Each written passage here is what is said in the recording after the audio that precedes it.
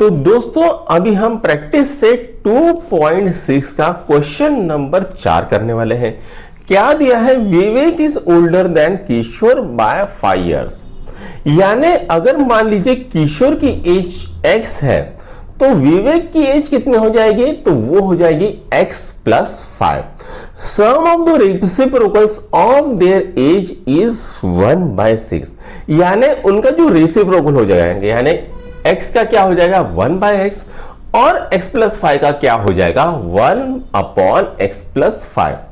और वो क्या होता है? वो होता है 1/6। Find their present age. तो उनकी जो प्रेजेंट एज है वो हमें निकालनी है। तो आइए बच्चों इसको सॉल्व करते हैं।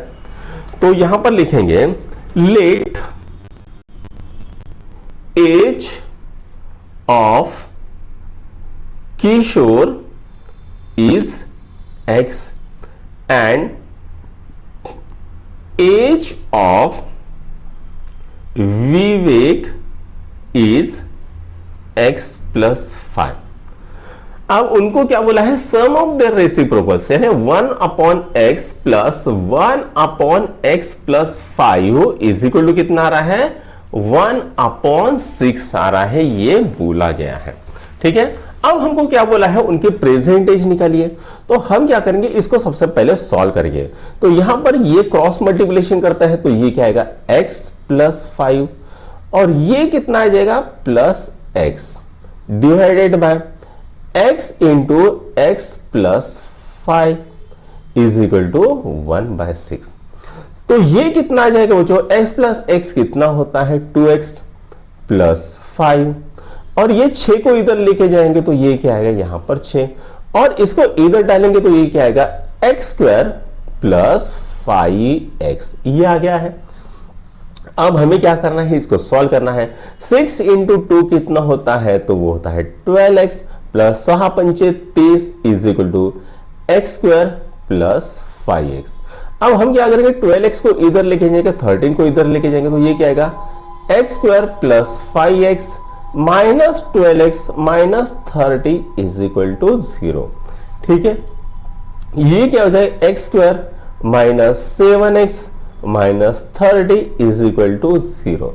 अब हम क्या करेंगे? जनरल क्वाड्रेटिक इक्वेशन के साथ जो कि होता है x² + bx + c is equal to 0 के साथ कंपेयर करेंगे। तो a की वैल्यू कितनी आती है? तो a की वैल्यू आती है 1।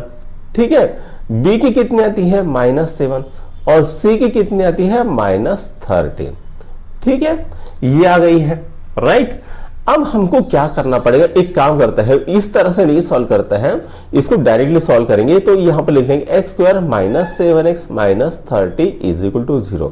अब ये जो -30 है, इसके ऐसे प्रोडक्ट निकालो कि जिनकी एडिशन आए -7। तो ये कितना आता है बच्चों? -10 + 3 -10 × 3 कितना आता है? तो वो होता है -30 और इनकी एडिशन कितनी आती है? -7। ठीक है, तो ये क्या आ जाएगा? x² - 10x + 3x - 30 is equal to 0। अब ये एक जोड़ी हो गई, ये एक जोड़ी हो गई। यहां से x को कॉमन निकालो, क्या आएगा? x - 10 + 3x - 10 is equal to 0। कितना आता है? x - 10 इज इक्वल टू 0 और x + 3 इज इक्वल टू 0।